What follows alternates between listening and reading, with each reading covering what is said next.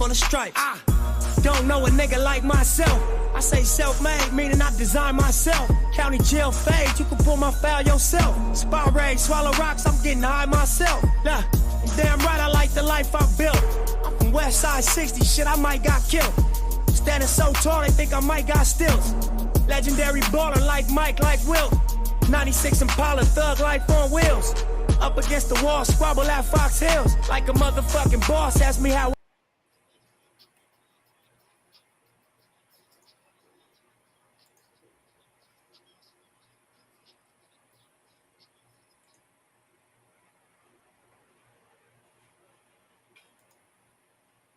What's up? What's up? What's up? It's the International Football Bros with Nate and me. How's everybody doing? Hey, Sam. Yeah, good to see you, man. You having a good weekend? Yeah, man, it's good, man. My daughter. Yep.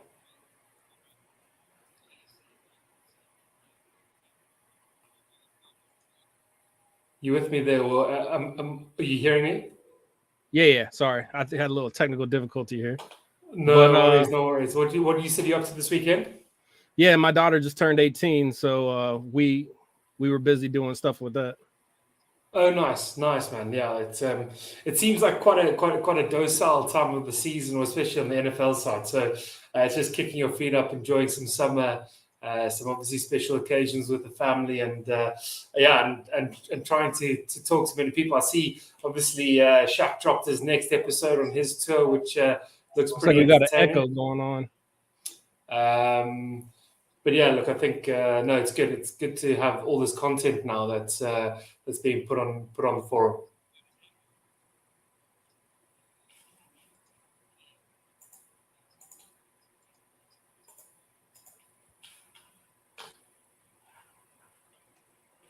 All right, see if that fixed it. We had a little bit of echo going on with us. Perfect. I'm not hearing much echo on my side, so I'm not sure if it's just your side or if it's on live. But it's good on my side.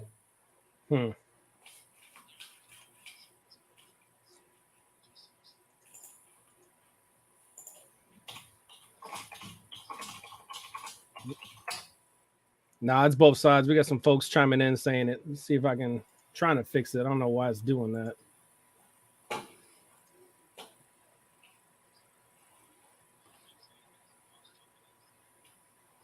Yes, I can sort of hear it faintly coming through on your side. So I don't know. That might be causing something. Maybe the headphones or the speakers or something.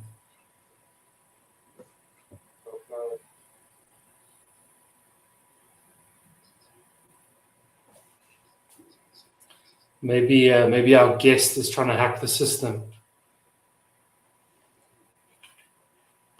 All right, I think it may be fixed. Let me see. I was trying to mess around with some stuff. Cool. Yeah, no, it's good on my side.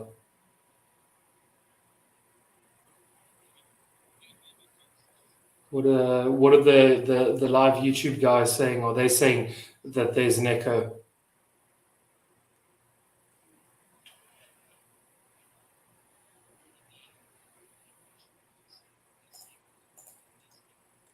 Yeah, they're saying there's an echo. We could always quickly just reboot. I'm not sure if restarting the video might work. I don't know how that throws things. Nah, I think I just fixed it. I'm gonna wait 1 second to see if it comes back. Cool. And I don't hear anything, so I think we're good. Sounds like we're fine now. So sorry for the troubleshooting, everybody. So International Football Bros, a little longer intro than usual as we get set up here. I don't know what the issue was, but you got me, Hatteras Bay Matt Goats. You can find me at KingSam_FF. You got Nate here at the Stellenbosch Saints, and he's at Nate Saint FF. And we are here for episode 5. We're going to bring in our guest. I know everybody is excited to see who it is.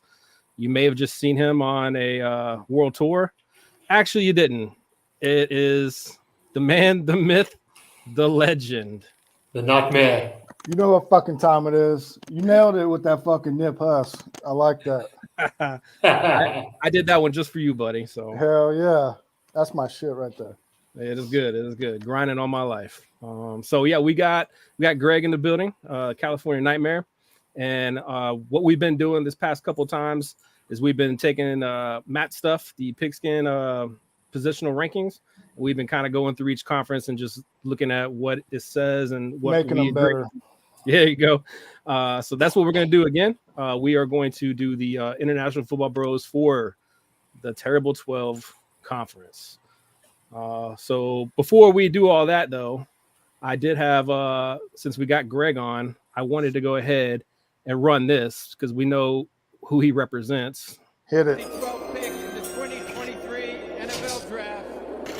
The Detroit Lions select Jahmyr Gibbs, running back, Alabama. So, Greg. Yeah. Talk to me about the Lions. Hype right now. I got Talk to me about the Lions, bro. What is the what's the infatuation with the Lions?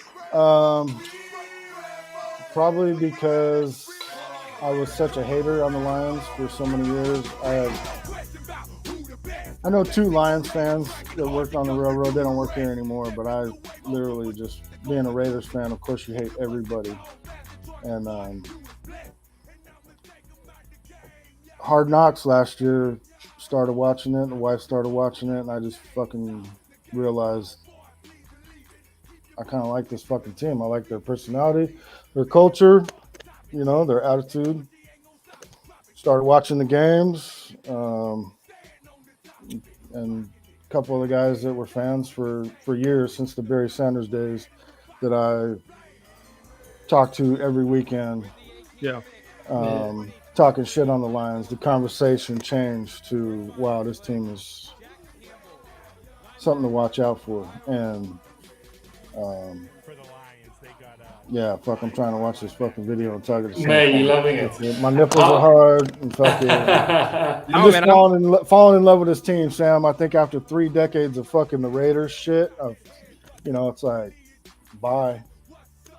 Here we go.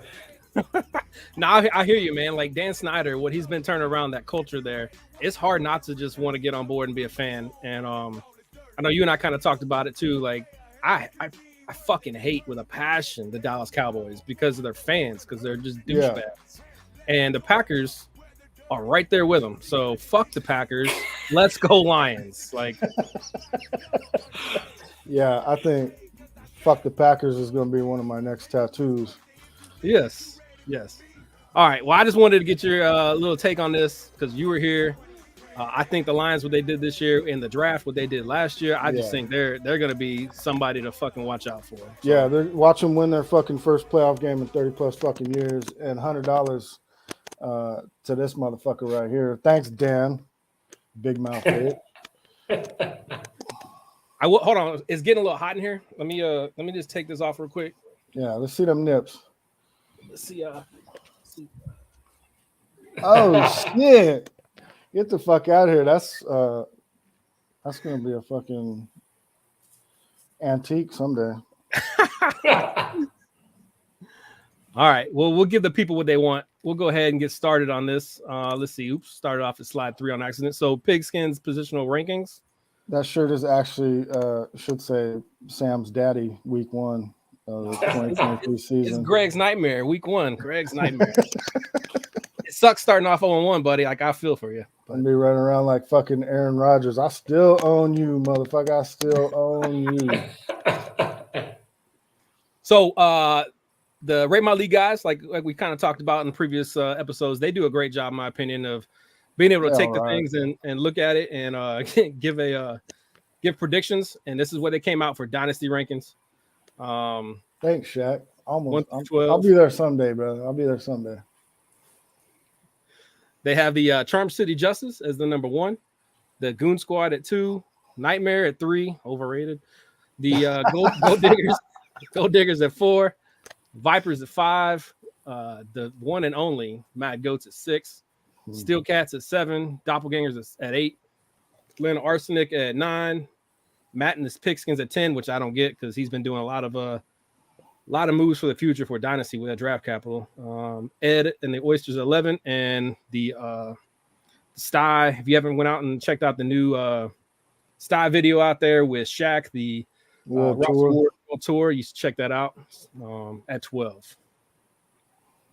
That's the Dynasty, and then redraft. A lot of the same players. I put the crowns next to the chapter winners that they had. Still got pretty much the top 2 is the same. The doppelgangers he got is number 3. We'll get into Ben's roster and why they got him ranked where they got him. The Vipers, the Gold Diggers, the Nightmare down at 6, but they would be the first team in chapter 5, and then everybody else. Yeah, I don't understand their reasoning behind Nightmare being 3rd in Dynasty and 6th in redraft when I don't have a pick for 2 more years. Yeah. But anyways, it's entertaining to look at this shit. And mind you, when I talk shit on these guys, I understand that, I appreciate their service, and it's always cool to see a third opinion. Everybody's got a different opinion of where these teams land, but mine's going to matter the most, and it'll be the right opinion. Let me just say that. The final hammer. Yeah. Well, we had the easy. Final hammer. That's what I call this little guy down here, the final hammer. We had easy type in that it jinxed him when they picked him to win years ago. So maybe it'll jinx Bill. Maybe not. I don't know. I like what Bill's been doing. So. Yeah, but like I told you earlier, Sam, I don't know if you want to start at the bottom and go up before I say what I'm about to say, because I don't agree with that at the top. So we'll start wherever you want to start. All right, we'll go through it. So the normal procedure, the format we do in is we go through the redraft rankings, worst to first. And so the first one they had was the Tarpon Springs Red Knights. This is what Sty's got. So on the left-hand side, you got his current roster, and it is Sty. So that is current as of today. That shit will be all changed tomorrow. It's Steel, by the way. Yeah, it's Steel. My bad. The right-hand side is I previewed that Mad Goat's projection model. So that's what I got. You see, I got him as 11, not 12 in my projection model. And then on the bottom right, that's kind of where they had everything ranked for Steel. 24 out of 24, 12 out of 12, 23 out of 24, and 12 out of 12 in TT. And then you see that Steel has no first or second round draft capital in 24 and no first round draft capital in 25. So I feel that. That's not where you want to be if you're ranked last. But not with this roster. If you got the Nightmare roster, you might be okay for a year or two. But as we know, he took over from Mark. So and he's been wheeling and dealing. I should have looked it up, man, how many trades he's had since he took over. But this is facts. It's Steel, bro. He moves. He just made a move with me. So whatever he's got going on, it ain't gonna be what he's got tomorrow or the next day or next year. 100%. What do you guys feel about his roster? You want to go, Nate? You want to put your 2 cents in, or you want? Yeah, I might as well just fire in as the outsider here, as the man. Probably, I'll say the neutral head out of the 2 TT boys here. I'll try be the judge adjudicator, but yeah, interesting start. I don't know. Like, I think Sty obviously looked at the grass on the other side of the fence, leaving the DD and coming across to the TT and inheriting this roster, but. Yeah, he's been active, trying to obviously put a lot of trades together. But he's going to really need to cash in on some of his older boys to win now teams. He's going to have to send off Myles Garrett and try get something for him. He's going to have to sort of look at getting some sort of value. Maybe Jermaine Pratt if he has a couple good weeks on the IDP side. Maybe even Debo, Cortland Sutton. I don't know. The fact that he doesn't have many picks here, it's very difficult to put. And on the flip side, I don't think he's got many elite young players either. So because he doesn't have the elite rookies or the elite youngsters, it's going to be quite difficult to flip around. So he's going to have to make more trades, probably go more on the draft pick side of trades. Hopefully Jordan Love becomes something 4-star. But yeah, for the Packers, couldn't really care less. But yeah, it'll be a tough season there for Sty. That's my thinking. I don't know, Greg, shoot the wind. Yeah, there's nothing much to say about it. You know, Sty coming into TT, like Eric said, pump some fucking blood in here. definitely some personality that we lack in the TT for years, and the roster is not. It's not pretty. It's not the worst, in my opinion, to be down here. I don't know what these guys actually value. I think he's okay compared to some of the others, but the draft picks, yeah, there's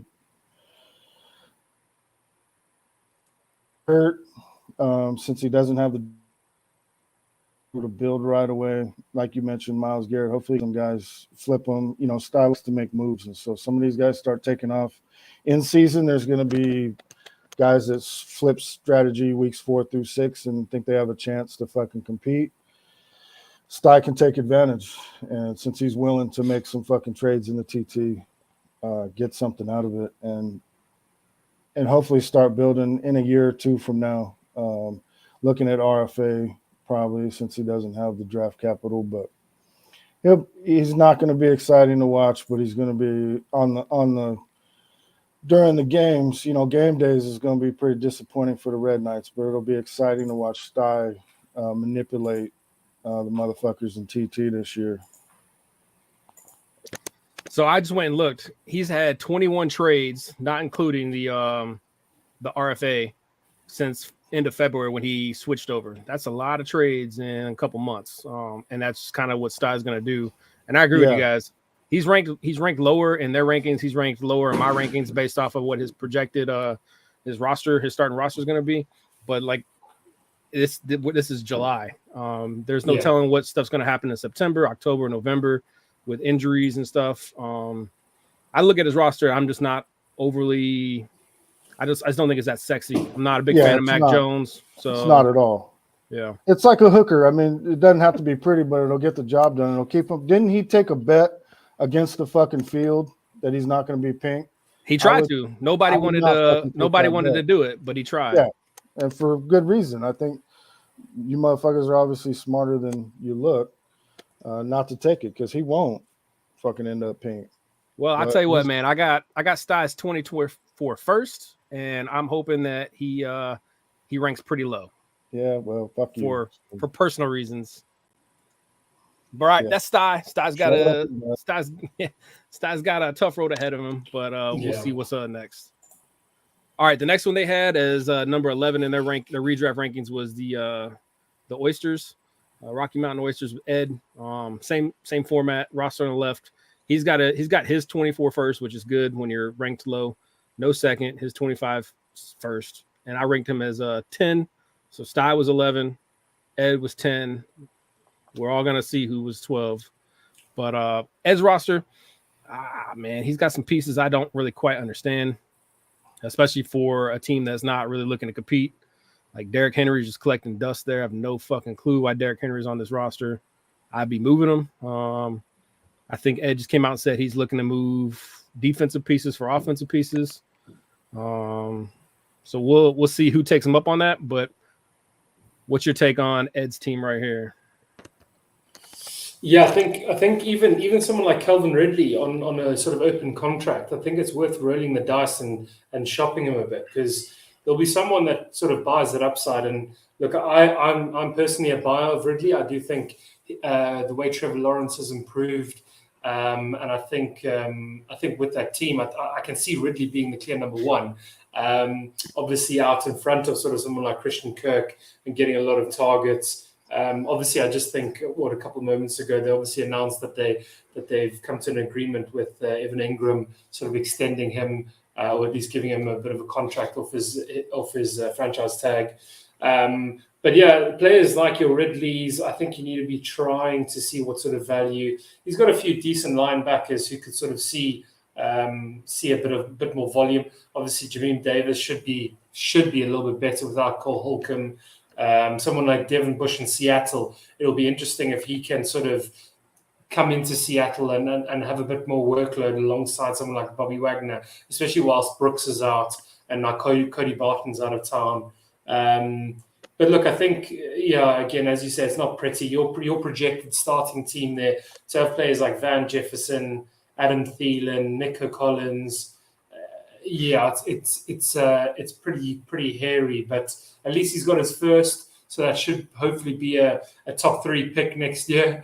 And then it's a case of making sure that you hit with those sort of picks. But as you say, someone like Derrick Henry needs to be shopped.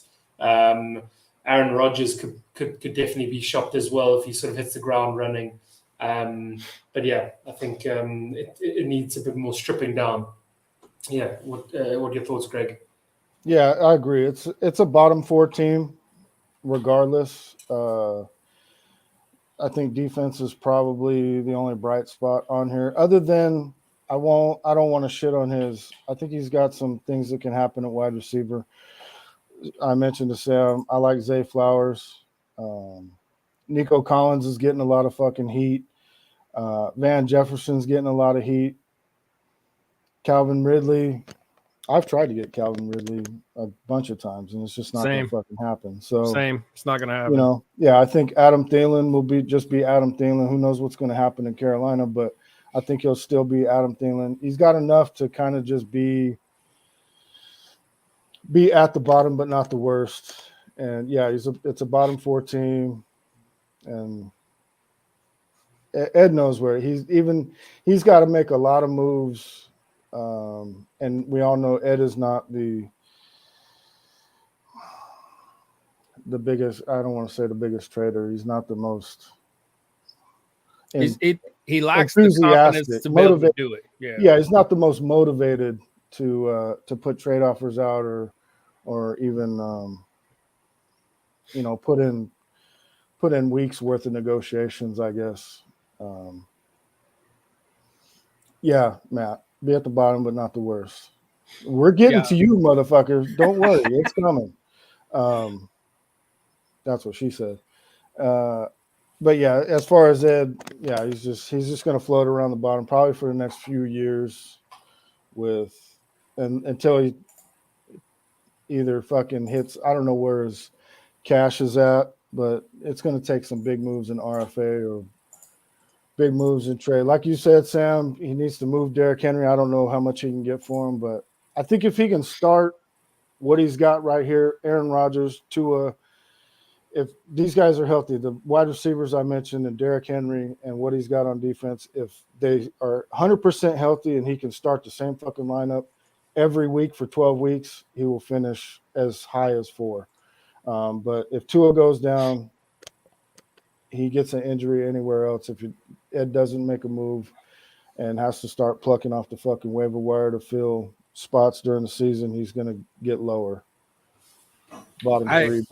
I agree with you guys, and I agree with what kind of the chat our viewers been saying, that it's kind of a team that I don't really feel has an identity. It needs to figure out if it's either going to push in or try to rebuild. What Easy said earlier when talking about Sty, saying, hey, Sty's going to make crazy trades to not be pink. I just, for what it's worth, like not to shit can on Ed or nothing, but I just don't see him doing the trades and doing stuff that make stuff happen. But yeah, if he's going to rebuild, which I think he needs to, Aaron Rodgers, Derrick Henry, Adam Thielen, like there's some pieces there that I'd be going out trying to shop to commit to it. Without doing it, I think you're kind of just going to stagnate at the bottom. Yeah, Ed knows I love him. I'm not shooting fucking shade at him. The old Mr. fucking Bulls balls over here. A lot of y'all didn't see it, and there's probably a handful that have seen it, but I did eat the fucking plate of Bulls balls, and it was compliments of fucking Ed, so we're square.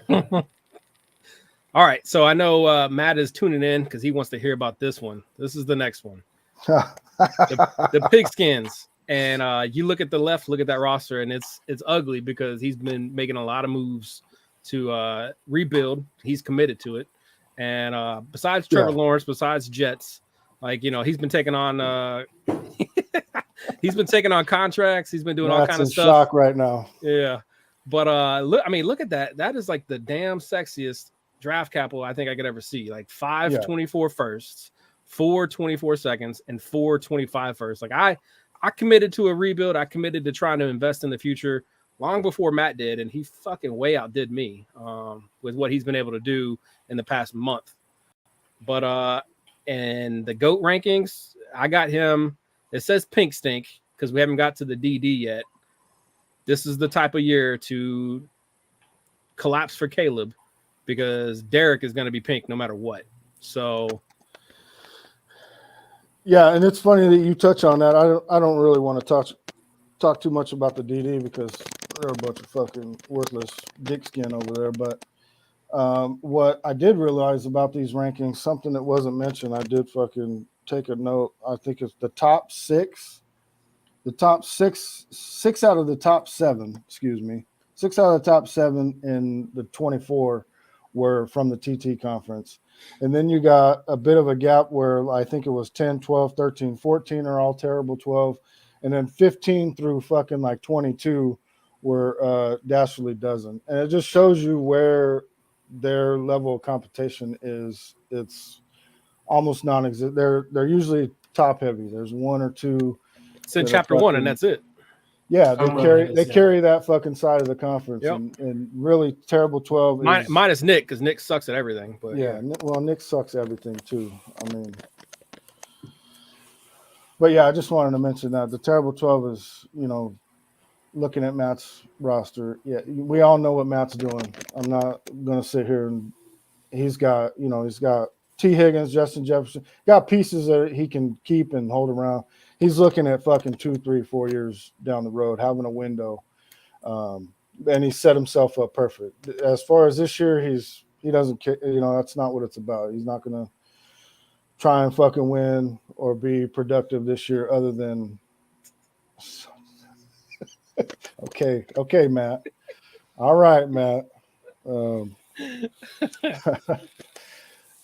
Anyways, yeah, we totally know where Matt's at, and for these guys to rank him this high, are we looking at the dynasty or the redraft right now? The redraft. They had him redraft at 10, and that's after I ran the rankings based off all of his trades, which I don't fucking get. Because I don't get it either. But I mean, he's got T. Law, he's got Jets, he's got T. Higgins. And he can build on that'll be great next year and fucking 2 years down the road. This team is going to be. We're going to be. I don't see how they're going to finish 10 though out of 12 this year. I don't either. No, and I don't. No. Yeah, I'm going to jump in here because I tend to disagree with both of you, and I hate to. What? I hate to be the one now that get this fucking guy out of here. Let me grab my beer. I don't want to be the one that's we're talking. Country now. He's the last over there in fucking. What are you in PP or RR fucking comments? Yeah, we're talking the bottom fucking dude over there is going to talk about. I don't agree with it. He's the fucking worst. I'm the pink. I'll put my hands up and I'll take my pink in the minor league in the futures. But this team, I think there's enough there. I think I fully agree with you. It's very clear what the identity is of this team. You've got all that draft capital, which. If Matt plays it right, he could turn this team around into like by next year, I think. Because I think Justin Jefferson is an absolute stud. I'm quite high on QJ and Quentin Johnson. I think he could become a really good player in that aging receiving group with Herbert. T-Law, to me, is the real deal. And obviously, I'm a sucker for Sean Payton and Russell Wilson. I think Russell Wilson's back in. All he needs is a stud running back or two, which he could comfortably get next year in the draft. And then defensively, there's enough little pieces there, sort of Nick Bosa, maybe even say JOK. If sort of speed, if he stays fit and Shaq Leonard doesn't sort of come back, then speed could well be sort of the number 2 to Franklin Zaire. So I don't know. I think this team is better than, or definitely better than the two teams we've just seen. That's why you're at too. That's it's a perfect take for the last fucking team in the minors. Yeah, in the futures league. Excuse me. We should make a minors and put Nate in the fucking minors this year. He has to play his way into the futures with that fucking take. Jesus. King of the minors. Fuck. All right. Well, no, I everybody agrees with you, Nate. I'm talking shit right now. Everybody agrees with you. However you look at this roster for Matt, it's not this year. It's a year or two away, period. And a year or two, we're going to be talking about Matt's going to be where Bill's at right now, I think. Yeah, it will be. Yeah, I think Matt did a brilliant job of going all in on his rebuild. His first do include his own, which is good, but he's also got a lot of later ones, in my opinion, when he's got like Eric's, he's got Han Yang's, he's got some guys that we're going to get to later but he's still going to have enough draft capital and enough assets to be able to maneuver around and continue to build this back up to be something that's going to be dominant. Yeah, and Matt's not going to be trading any of those picks mid-season to make a run or try and fucking, think he's going to have a shot at getting in the playoffs if he makes a trade. It's lockdown. So the next one they had on the Rate My League guys, number 9 in redraft, and TT, not RR. I apologize to those that are looking at everything. I had a busy week, and I didn't take out futures. I didn't take RR. Just pretend it says main and TT. I'll get better. I'm sorry. But yeah, so number 9 in the TT was the Alaska Arsenic. His roster's over on the left. I had him actually ranked as number 9 as well when we put everybody together. So for those keeping track at home, it has Matt. My rankings has Matt as 12, Sty as 11, Ed at 10, and Haji at 9. Haji's got draft capital better than some of the other teams we've seen. Not like Matt, but he's got his. I think it's his first. He's got 2 seconds, and then he's got his first and 25. So this roster, it's young. It's got some pieces I like. It's got pieces I like better than what Matt's got, but I think it's still got a ways to go. And mind you, these projections, everything probably don't include. I know mine don't include Dalvin Cook, who is yet to sign. Word is Jets. Word is back in Minnesota. Gave him an offer. That's gonna the rankings a little bit. But what do you guys think about what Haji's got going on? Yeah, no, I sort of I tend to agree. I think there's in terms of the quality of the roster, it's definitely much better than what we've seen so far out of the 3. There's a little bit of draft cap which helps, and obviously the teams that we saw before, obviously Sty struggling without some draft cap, and the Oysters not too rich either.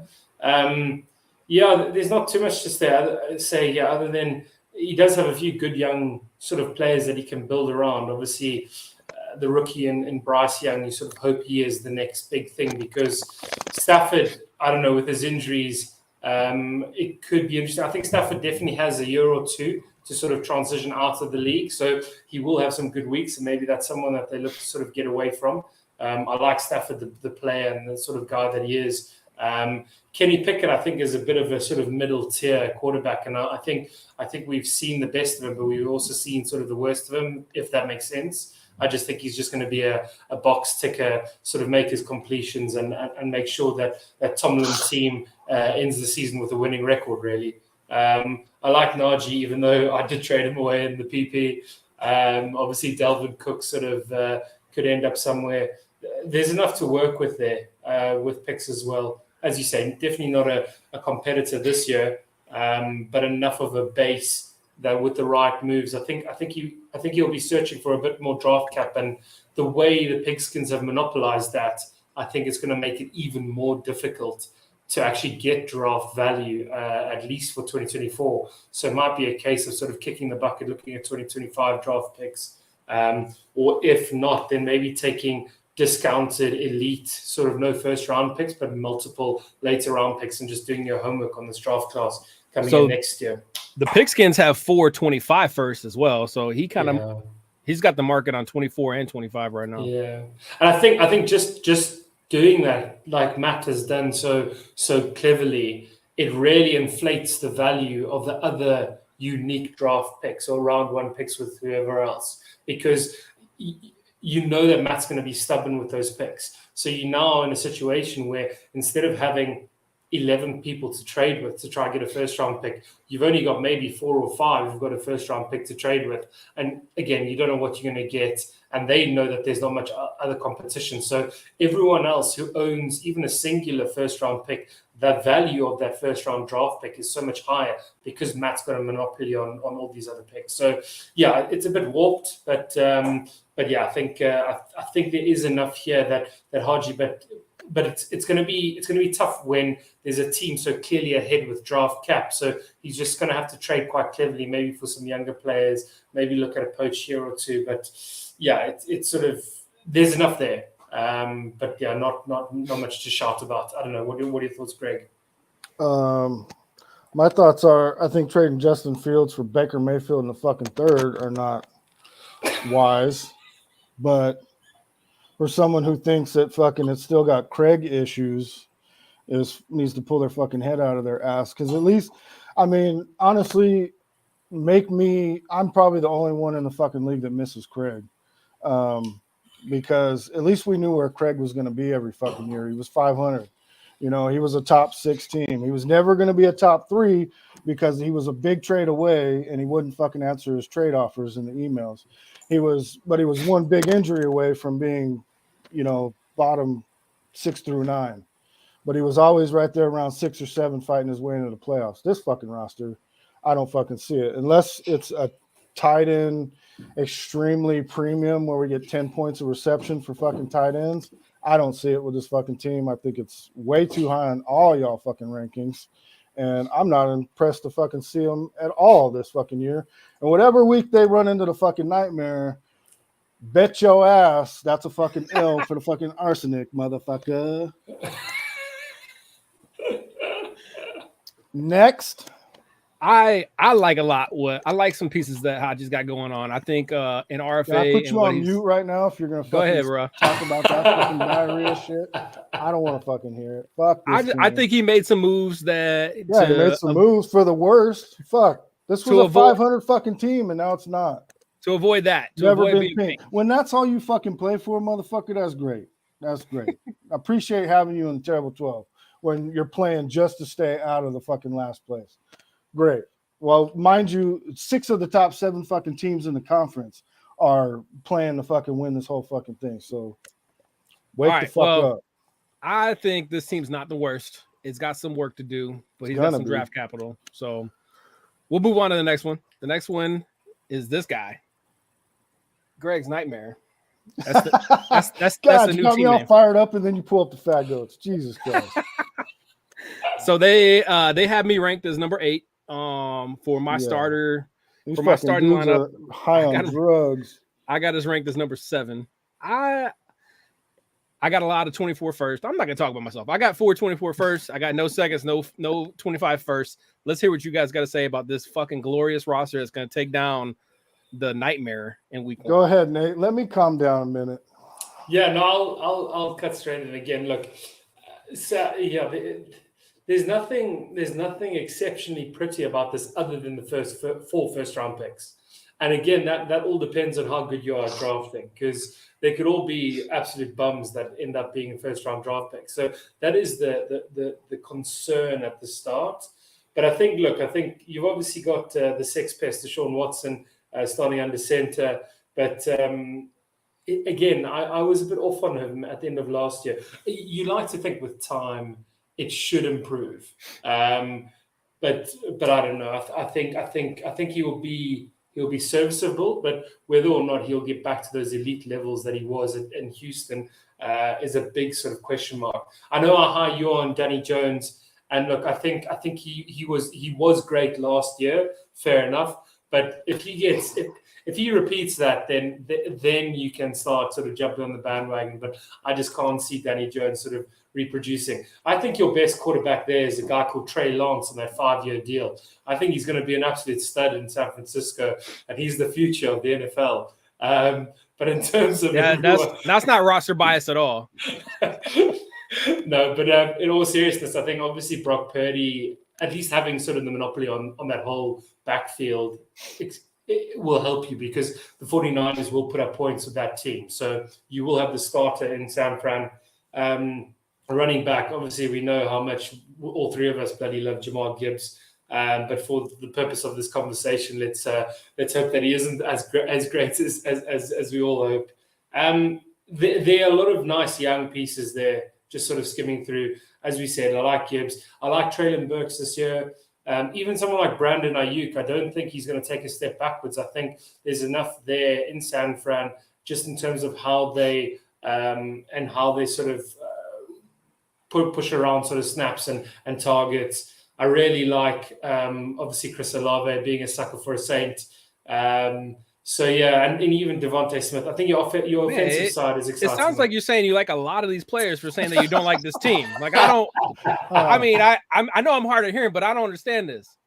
No, I think this team is gradually winning me over as I get further and deeper through the offensive side. But look, I think I'll probably have to retract the start of my statement there and say, look, I think there's enough young pieces here. You've turned it around pretty quickly, and if you hit on your 4 firsts, then I think you've got a leg to stand on in the big boys club. But my biggest concern for you is that you see yourself in this chapter 5, and I think the nightmare are just going to give you a few sleepless nights. But anyway, let's hear what Greg has to say. Yeah, week 1, I own you, motherfucker. But for Sam, and I think Eric said it, Sam's building right. This is an up and coming team. It's got very impressive. The wide receiver core is fucking very impressive on here. I'm jealous. If that's the only thing I will give the Mad Goats is they got better wide receivers than the. You're gonna give me that ass in week 1 when I take it, baby. Oh yeah, you'll see plenty of it now. We got the text message thing figured out. You'll see plenty of it. But he got his quarterback room is the old nightmare room. Let's not forget that. Jahmyr Gibbs is the only thing of interest on this roster that I fucking love. With one drawback, and I do want to say this to humble some people out there that think Jahmyr Gibbs is the next fucking best thing in Detroit. Detroit has notoriously had running backs, Javid Best, Mikael LaShore, DeAndre Swift was another one. Yes. They all come in with expectations that are to blow the fucking doors off. And they let down. And totally bust. I don't think this is there, but it's something that I always fucking think about is like, I'm so glad we got Jahmyr. Can't wait to see him perform. But fuck if he turns into that. I'm gonna have fucking sleepless nights as a new fucking Detroit Lions fan. You're not wrong, bro. Like that's I have a stigma with drafting USC wide receivers for similar reasons. So I totally get that. I get that. Yeah. But yeah, Sam's the offense. Sam's gonna be fine. I think you look at his projection was at 142 weekly average. That's nice. That's all offense though. Like I told Sam, I think he's way off on defense. That's the only thing that's going to hold him back. And Sam's one of those teams. I think potentially week 6, if he's on 4-2 or 5-1 fucking team, could definitely see Sam pivoting, making him fucking move to sell something on offense that he can afford to go without to bump his defense up and create a better weekly average. And Sam's that type of mover though. He sees those things and projections, not afraid to fucking say, I need to get better, right now for 6 weeks. You know what I mean? And take a 1-year player off somebody or something like that everybody's so I can't, there's no trade value in 1-year players. Well, Sam will be like, fuck it. I'm going all in. Let me push the fucking cards in, full stack, fucking go for it. So do I think he's great? No, I think he's on the right path. I think he's a top 6 team, make the playoffs this year, get knocked out by the fucking nightmare. I agree with you, bro. Like my defense is nothing to write home about.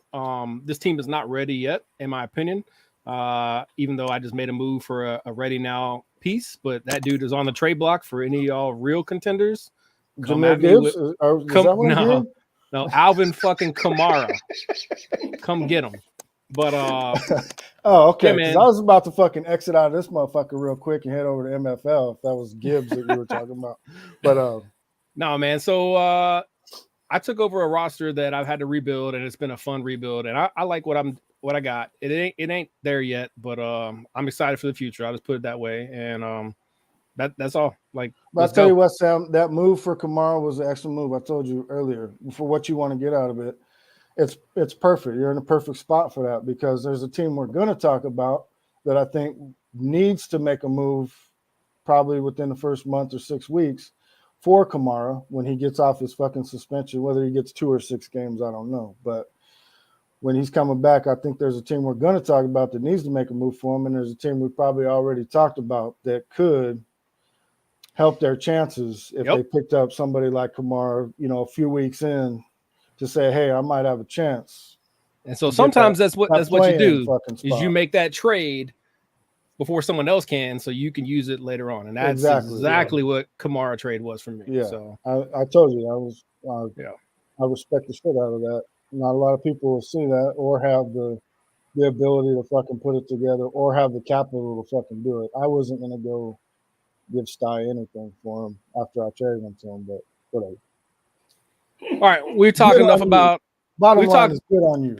Appreciate it. We've talked enough about the week 1 victor that's going to put the Nightmare in this place. We'll go ahead. And move on. Nightmare 1-0, 1-0.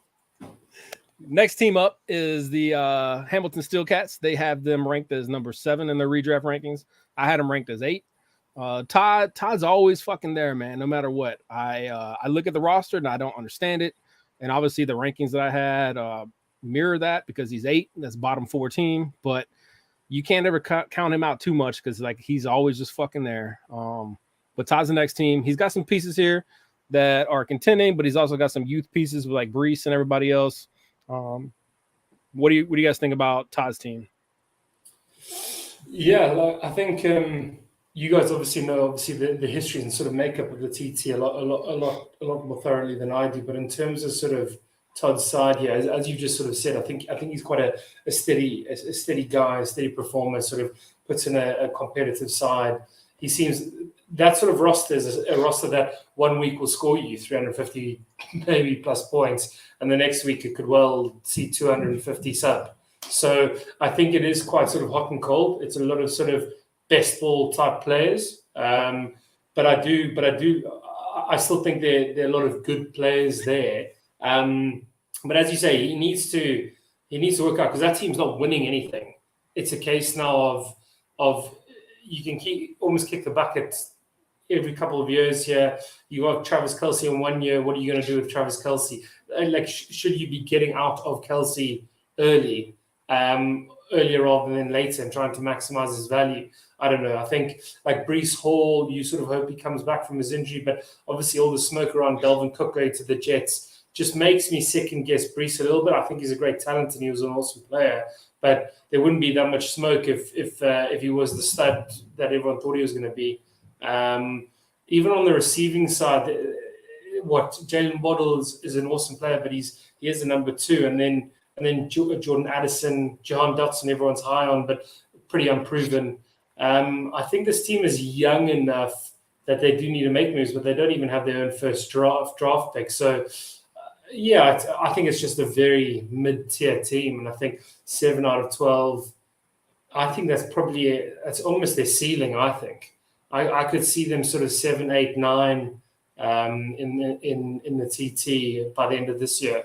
I don't think I think it's weaker than some of the other teams that we've seen. That's my sort of feeling with regards to this team. I don't know. What are your thoughts, Greg?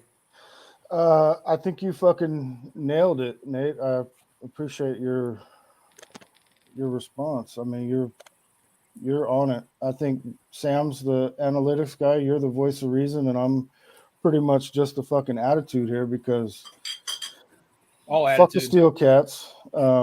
They're always a pain in the fucking Nightmare's ass. When you said they are a 300-point team 1 week and a 200-point the next, there's 400-point when they play the fucking Nightmare. They got 50-something fucking points out of 2 D tackles on a fucking Monday night to beat us when we had like an 80-point fucking lead going in after a Thursday night fucking game.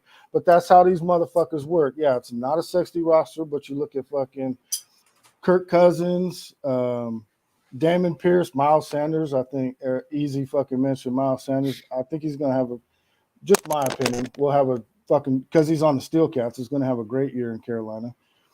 But he's got a mix of both old and new on this team that is not going to fucking totally. Waddle's great, obviously, and Travis Kelce unmatched. I mean, you can't get better than him at the position right now. Not even with Mark Andrews.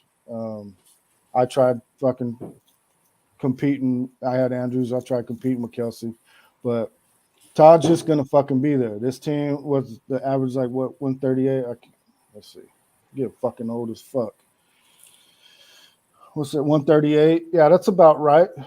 And defensively, they're just going to have enough studs weekly to keep them around that fucking 300-point range. And some weeks are going to be 370 and some weeks are going to be 260. But Todd's just gonna how the schedule falls. He just stays quiet, lies out there like a little fucking pussy, lies out there in the fucking weeds, in the fucking cuts, and then sure as shit when you're not expecting it, he comes and fucking bites you right in the fucking ball sack. And I got some fucking beef to pick with fucking Todd and the Steel Cats. Every fucking year these motherfuckers are on me, and I fucking hate it. And now I got the fucking Sam's gonna get all fucking wet right now because I got the Mad Goats and the Steel Cats chasing me down this year. But Todd is probably this team's probably 6, 7. He might be able to play in.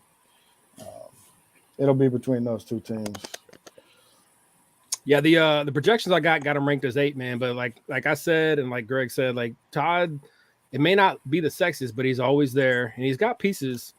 He just like luck breaks for him. Like Miles Sanders, Carolina's finally saying that, hey, look, they think he's a bell cow. He's never been a fucking bell cow in Philly, but maybe he gets the rock that much. I am a huge fan of Jordan Addison. I put that out for the last trade that the Pigskins did when he traded Jordan Addison. Cincinnati and Minnesota, like that target share is so fucking predictable for the top 2 to 3 wide receivers. So Addison and Boyd, we didn't even talk about those guys, but those can be sneaky plays for him. Jahan Dotson is fucking garbage. Like you need to trade that dude to the Mad Goats like tomorrow. Yeah, I can't believe he already didn't fucking make that offer, Sam. Like don't wait 3 days on the trade offer I send you. Just accept, bro. Accept. But yeah, those players you mentioned, Sam, are the ones we're talking about. Are going to make the difference between 370 one week and 260 the next. Yeah, Addison's going to be one of those guys where when they shut down Justin Jefferson and he pulls a fucking 10 or 12 on a week, Addison I expect is going to have 24, 28. You know, it's going to be the week that the Steel Cats play the Nightmare, and I'm going to fucking be pissed and shit on all y'all motherfuckers for it, but okay. But for my own reasoning, because I have the 24 first, I hope the Steel Cats suck. So. Shut down Jefferson. No, that's not what I said, Sean. Well, maybe I did say shut down. That's not what I meant. A lot of shit comes out of this mouth. If you don't know, I've had to eat a plate of fucking Bulls balls. But what I meant was, 8, 10, 12 points in a week. It happens. That happens to Justin Jefferson. He doesn't get completely shut down, but unproductive weeks where he's not going to be his consistent 30-point fucking weeks, Addison's going to pick up. Yeah. Of course. Thanks, Sean, for paying attention. All right. So Todd, they had ranked as number 7, number 6 in the Rate My League guys rankings. They had my bitch. Hell yeah. They had my bitch. Fucking yeah. The California Nightmare. I had, so look at all this draft capital that he doesn't have. I had him ranked as number 5 in my rankings. Yeah, when you sent me these slides, I was trying to click on these X's hoping picks would pop up. Yeah, that ain't gonna happen, bro. But hey, Greg has always built a fucking roster, man, that in my opinion is centered around the right stuff. I learned early on playing in the minor league when I first got in that quarterbacks fucking matter. And I told him to, when we were just chatting that, hey, look, he's always built that quarterback room the right way. He said it earlier that he owned Deshaun Watson and Daniel Jones, which are now my 2 best quarterbacks. And that was the time he still had Herbert and Lamar. So, like, he builds it the right way. He builds it with the right assets. And he always has a way to be able to finagle himself to be able to be in competition. He may not have the draft picks, but that dude has got the most fucking money that the TT has ever fucking seen. Finally. So he has got ways to be able to do it. I know he's missing a sore subject. I know he's missing AJ Brown. It's really not. I know Eric fucking mentioned something earlier about let's not talk about RFA. Wink, wink. Yeah, I'll wink your fucking brown eye, bitch. But no, it's not. It's a long conversation. I explained it to Sam. It's just a misunderstanding with and the rule is written wrong. I'm gonna stand by 100%. There needs to be a discussion in the offseason about getting that corrected. My interpretation of it was not the only one. So that's why I brought it to everybody's attention. I'm not the only one that saw it written that way. But of course I didn't ask fucking Haji about lottery tickets, which is why I fucking understood it that way. Still don't fucking understand it after his explanation and why he fucking chose to explain lottery tickets is how our fucking RFA tag system works. But whatever. It's not a sore subject, Eric. And granted, if it was you, you probably would have super tagged him. That's fine. I chose not to. I had another agenda. And that's all I'm going to say about that. Enjoy fucking AJ Brown, Han Yang. You'll probably never fucking see this, but fucking enjoy him. I'm happy with what I got. That was 2 digs at once. That was good. That fucking pick turned out to be Jonathan fucking Taylor. So when he runs ass up, face down all over the fucking gold diggers, you better believe you're going to be hearing from me about it. Anyways, anybody else want to say something about how Nate, look at this roster. What do you think about this roster? Back onto the nightmare train. Yeah, look, the first thing I noticed is they're pretty lucky that they're in Chapter 5. Hell yeah. Because they are obviously we got Sky. they're competing against the struggling Red Knights and basically the mid-table Steel Cats and the rebuilding Mad Goats.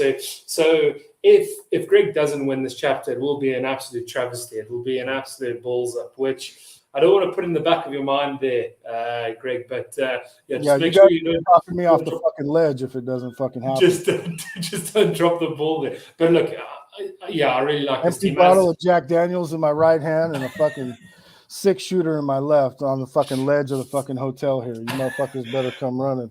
As Sam said earlier, look, that is an awesome QB sort of setup there with Herbert and Jackson, and you've obviously gone with the rookie and Stroud, which is a great pick. Barkley, obviously Saquon, JT. We hope Javon, as a NFL fan, and I'm sort of a mini Broncos fan now that Sean Payton's there, I do hope Javonte Williams comes back fit and pounding the rock. And I think the way Sean Payton is naturally with running backs is he'll use them quite sparingly and cleverly. So I think he will 1-2 as a combination with Javonte and with Samaje Perine and whoever else is there now. So I do think they will put Javonte into the best position to be effective. And then wide receivers, as you say, we won't open the can of worms about AJB, which would have added a great stud to this team. But there's some nice young pieces there.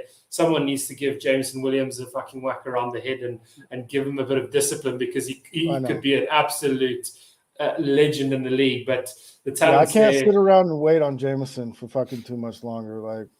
Look, really miss him right now. You've given him a nice trade offer inbound contract. As long as you have the contract room. Better have Gibbs on that motherfucker, Sam. Oh shit! But I like the offensive side here. I'm a big George Pickens fan. I think he will turn into the number one there in Pittsburgh. But they like to share it around naturally. They've got a lot of playmakers there anyway. Tight end could do with a bit of work, but then we know how sort of hit and miss tight ends are regardless. So let's not worry about 100%. That. It's just one position. And then on the IDP side, there's a good base of young. I like that linebacker room, Greenlaw, Dean. Even Troy Anderson's going to have a high snap count. Patrick Queen. I like Leighton Van Der Esch. Obviously, I have him sort of a bit biased, but obviously with Overshown in town, it'll be interesting how they sort of manage that. But Parsons moving on to sort of the outside linebacker role / edge rusher will sort of free up the middle a bit more. But it's a team that shouldn't lose the chapter, and whether or not this team can get lucky in the playoffs, they've got home run hitters, and that's all they need. I stand to be corrected. I haven't actually looked at the bye weeks, but I seem to feel like Indy almost annoyingly always have a bye week in like week 14 or something stupid. So it'll just have to be a case of in the playoffs, your home run hitters are playing and they're hitting home runs. So because then when you get to that knockout stage, I think anything can happen with JT and Saquon. They can both put up 50 points, let alone your two quarterbacks. So the whole week 14 bye thing though, Nate, it's like I can't, and some people can, but I can't focus a dynasty roster around fucking week 14 bye weeks. It's maybe in redraft. I'm all in. I'm fucking selling pieces left and right to avoid 14 bye weeks. But with this roster in dynasty, no. And I just want to mention Greg Dulcich is going to be tight end one this year, by the way. I like Dulcich. Look, having watched Peyton for a while, Peyton was always he used the tight end, but I wouldn't say he was a he filtered everything through the tight end. So look, we obviously had well, who was it? Jimmy what? Jimmy something? Jimmy Graham. Jimmy Graham. He was good until the Packers ruined him. Happens to everybody that goes to Green Bay, I guess. But no, I think, and even your edge rushers, I'm pretty high on Jalen Phillips this year. I like him. So yeah, I think the squad is going to be there at the end of the season. And then, as you say, fingers crossed, those home run hitters hit the home runs when it's needed. Yeah, I appreciate it, Nate. That's where it's at right now. I think I need some things to definitely break right offensively with some of the younger players that I set up, because I don't have the draft capital and I never had Warbucks. So getting younger players on offense, but my defense, that's the only thing I don't really worry about right now. I think I got more depth and more players on the IDP side of it, that if injuries happen or players go down, I'll be fine there. That's going to be the only consistent. Offensively, it'll be up and down. Is it overall? I'm humble enough to say I don't think I'm going to compete with definitely the number one team that we get to. I don't think so. I might have a shot at 2 if things break right. And, we talk about guys that are willing to make moves in season. I'm one of those guys. So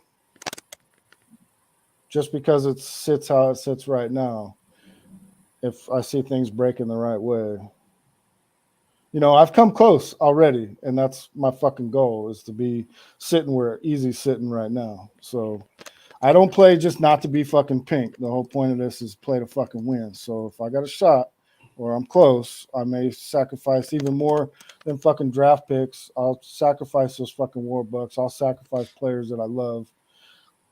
Don't want to move Saquon, but if it gets to that point, that's what I'm saying. You know what I mean? Yeah. I'll deal with it when I get there, but I think we talked about it with Matt's team and saying, hey, we kind of know what he's doing. And if you haven't paid attention to what's been going on in TT the last, couple weeks, month, I kind of figure you can see what Greg's doing. Greg sees the writing on the wall that his team is competitive, but it may not be the number one bastard out there. So he's been making moves to get younger and build up assets outside of draft capital to build a maneuver. And that's what he's doing. And I agree with the comments and everything. This is a playoff team. However, and once you get to the playoffs, you have no clue what's going to happen. True. So, and like Greg said, 14 buys, that's going to fucking throw a lot of things. It's going to make contenders not. Yeah, because you also don't even know who you're going to be facing in week 14. They could also have as much of a shit show as you. I mean, it better not be the Matt Goats, because he's going to wax that ass again. I hope it is. I don't give a fuck. Bring it. But no, this roster is built good. It is a little bit of everything. So, yeah, man, it's going to be here for a little bit. I like it. Nice. A couple years. We all know the fantasy window is so fucking tight. Tighter than your blown out asshole. I mean, I like the moves you made, like for Drake London. I mean, he sucks, so you should trade him to Matt Goats. But you got younger. I'm taking notes. All these fucking players, you're gonna get trade offers shortly. The next team up is the one and only AJ Brown Steelers. Interesting. The Gold Diggers. And let's see. In my rankings, I had the Nightmare at 5, and I had the Gold Diggers at 6. So that was not preordained or anything like that. That's just how the numbers flew. But Han Yang's got a team here. He stole Jared Goff last year when everybody was down on him. I put a comp tag on him 2 years ago in RFA, thinking I'd get some money from him. And I think I got like $20, and Goff ended up being a damn fine starter in the league for fantasy purposes. Jared Goff and Joe Burrow, like, that's a good little combo.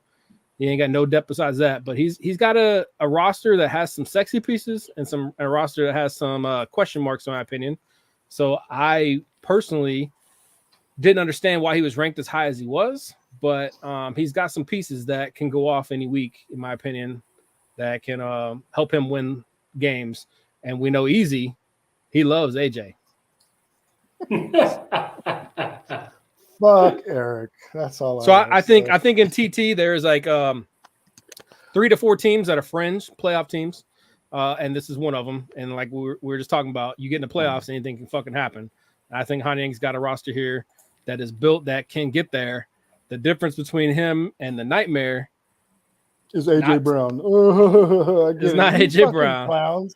Jesus Is Greg will do the moves he needs to do to fucking vault himself higher, and I don't know if Hanyang will do the same shit. So I think another big thing we also have to point out is Hanyang has to go through Bill and he has to go through Easy, like twice. So I think we need to bear in mind. Look, it's a good team. The depth, I worry about the depth, and then that's obviously what you've pointed out there with poor at quarterback, poor at tight end. No one ever wishes injuries on anyone, but it's something you have to discuss. And if Goff or if Burrow, something happens to them, this team could really be in a bit of a panic mode, because this team on paper is pretty win now. I think Goff's got a bit of a window now. Even someone like Nick Chubb. Nick Chubb's window is the next sort of year or two. I love Nick Chubb. Don't misunderstand that. I think he's an absolute machine. Even someone like Tony Pollard, I think it's another year or two. AJB, obviously, he's going to be a stud for a while, and so same with Garrett Wilson. But I'm not entirely convinced yet on Kadarius Toney or even Wan'Dale Robinson. I had Donovan Peoples-Jones, but now Elijah Moore's in Cleveland. Tyler Lockett, JSN's now in Seattle. So I don't think there's elite depth, or maybe not elite depth is the wrong word, but I just don't think there's good enough depth there. So I agree that this team, to me, would definitely be ranked lower than the Gold Diggers, and even sort of, I think this team is probably surprisingly more mid tier than we realize. It does have elite players, but the fact that it doesn't have a first round pick, it's got 2 seconds. They do have the players, they just don't have the depth, and they'll have to navigate that, whether that's first come first serve on the free agency pickups, or whether that is sort of trading one for multiple depth pieces. Or it'd be a good team to go and invest in Alvin Kamara, in my opinion. That's who I was talking about, Sam, when I said there's going to be a team we're going to talk about that should hit fucking Kamara. You'll have to send it to him, though. He's not going to send it to you. I know. Yeah, but this is who I was talking about.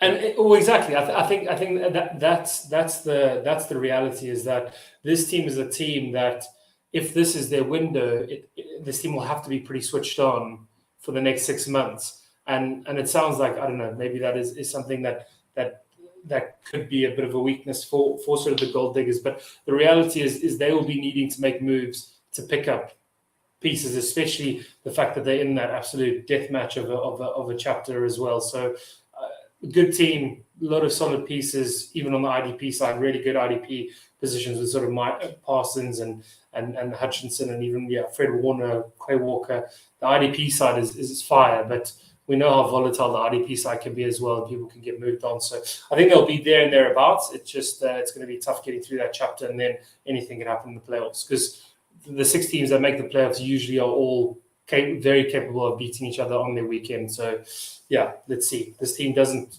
sit miles ahead of any of the teams that I've seen so far.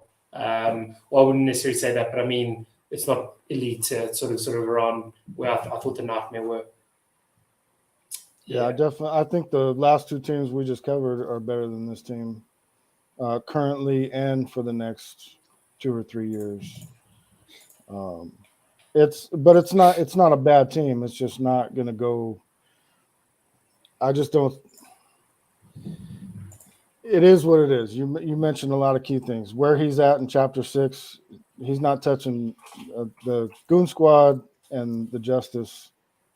He's not getting anywhere close to them. Chapter 4 with the fucking Vipers and Doppelgangers, he's not getting anywhere near them. And I think Chapter 5 is going to own him with the fucking definitely the Nightmare. And I'll give the Mad Goats a little bit of love right now and say they're going to outplay the fucking Gold Diggers. But this team is just, from where it's come from, it's a lot better than it was, but it could definitely fall off very quick. I think it's one of those, I hear you guys talk about, ceiling and floor. It's got a ceiling of probably the 4th team, but its floor could be the 9th team when shit starts falling apart. Players don't perform. he's got a lot of young cats that when they just don't, you mentioned Kadarius Toney, Wan'Dale Robinson, they don't fucking turn out. Dalton Schultz falls off the fucking map. You ain't got nothing else to fucking tie it in. This defense is nothing to worry about at all. So the IDP side of it is it's not going to be a top 6 IDP side of it. So yeah, its floor is probably 9 or 10, and this is absolute ceiling if everything fucking goes right for them, which I don't see them outplaying the Nightmare and the Mad Goats this year. I don't know if this is real, but Brad is that official, Brad? Is that fucking official? But I will say this about Hanyang's team, man. I agree. I think we look at the TT in general. There's 3 to 4 teams that are top, and there's 3 to 4 teams that are bottom, and then you got 4 teams in the middle that are just gonna fight it out. And I think this is one of the teams that I agree with your floor and ceiling is going to depend upon a lot of stuff. But it sounds like D-Hop to the Titans is legit if you believe in Rappaport. But Rappaport, huh? Yeah. Nice. All right. Next folk on this. So I guess I'm going to see Treylon Burks up on the fucking trade bait. Nah, man, I'm a Burks believer, and I got him, so I'm good. Is that a Tannehill trending up, or is that a Will Levis or Malik Willis? Heaven forbid. It's all Will Levis right there, baby. Eat that mayonnaise, bro. Eat that mayonnaise. Have you ever tried it? I tried it. Fuck no, bro. You tried it? Yeah. Of course, you had bull balls in your mouth, so of course you tried it. Exactly. No, but when I was a couple years ago, I was trying to diet, and on the you keto did keto, diet, didn't you? Yeah. Yeah, in keto diet, you put butter in fucking coffee, and so I figured, I've done butter and coffee. Let's fucking try it. This was around the draft time when that was all fucking popular. It's not bad. I mean, I'm not gonna do it again. It's not something I crave, but Greg, I tried it. It didn't kill me. The missus and I have been doing the keto diet since January. So that's our side bet. Week 1, whoever wins has got to fucking put mayonnaise in some coffee. Let's fucking go. Put it on the board. Put it on the board. It'll be on the board when this is over. All right. So next up in our anyways, review is Nate was talking about the keto diet. What's going on with the keto diet, Nate? Yeah, no, sorry, we don't need to necessarily go on a tangent, but yeah, the missus and I have been on keto since the start of the year, and it's been going well for both of us. It's obviously the sugars are tough, but we both lost about 10 kilograms, which I don't know what that is in pounds. Well, it sounds like a lot. Whatever it is. About 22 pounds. So getting there. Yeah. So we just trending down, but no, man, it works. But it's whether it's sustainable is the next question. Yeah, that's the problem. It was only sustainable as long as I was at home. Once the fucking railroad kicked me out of state, that shit went out the door too. And so no, exactly. Stick with it if you can, though. It does work. No, we'll do. Thanks, man. Cool. So who's next? We've got Tyler. We've got the dinner fly. Yeah, Tyler. We got the most interesting man in the world. I'm gonna start calling that fool Tyler from now on. He's not even gonna fucking know. What the fuck are you talking about? The Tyler Vipers. Hey, so Collins built a roster here, man. In my opinion, I don't want to put words in his mouth, but I think he's kind of looking at it and he's saying, hey, look, he's got a year or 2, maybe 3 window. And based off the trades I've seen him do, he's kind of pushing in for this. I think this is a competitive roster. I think the only thing that's going to give him any kind of trouble is I think Ben's got another competitive roster in that division. But I like what Collins got here. Jamar Chase, he needs to trade him for, everything in the world. That fucking guy is trashed. But what do you guys think about Collins? I got him ranked as number 3. They had him ranked as number 4. Yeah, look, I like the look of this team. I think the quarterback is a little bit concerning. I do like Dak and I do like Geno, but whether or not they'll be consistently week in, week out, sort of adding stronger value to that already decent roster, that's probably where Tyler, I say Tyler again, I've got bloody stuck in my mouth, but the Identify Vipers and Colin. But with Colin, I think the big thing here is moving things around, looking at sort of quarterback, if there are any opportunities to sort of improve that position there. Look, I like the running backs, especially now that Joe Mixon's obviously agreed his sort of salary cut. They're just going to sort of use him. He's there to try and win something. So he's obviously a good sort of feel in the change room. So I've sort of pushed Mixon up even more, having taken a deal like that. Obviously, it's whether or not his legs can take the workload because he's been around for a while. Really good wide receiving group. Sort of based around sort of Jamar Chase. I love Scary Terry, DK Metcalf, and then sort of other guys there who will have strong weeks. As you say, I haven't actually looked too deeply at the Doppelgangers squad just yet, but there's enough there that they'll be competitive. They'll be up there. Not much sort of draft capital, so they're very much in their sort of win now phase. So they will have to trade to improve this roster. It just depends now, how the cards lie, whether they feel this year is their year or whether they feel next year might be their year, and then sort of position themselves into a place to be stronger next year. But I think they'll try. Knowing Colin, he'll make the moves and he'll try win it, or at least try give himself a ticket to the final. So I like that team. I like what he does with it, and he's active enough that he won't sort of miss too many opportunities. So he'll be active, and I tend to agree that he could well win that chapter as well. 100%. I agree. Tyler has an excellent roster here. I like it more than the next team by process of elimination. I think I know who the next team will be, but I like it better than the next team. And I wouldn't be surprised if Tyler rolls into the top two, if he's in the conference championship this year. He's built one of the better fucking IDP teams, and he can sustain it. His 1 or 2 year window, I agree, Sam. That's what he's all going all in, and I think he would really.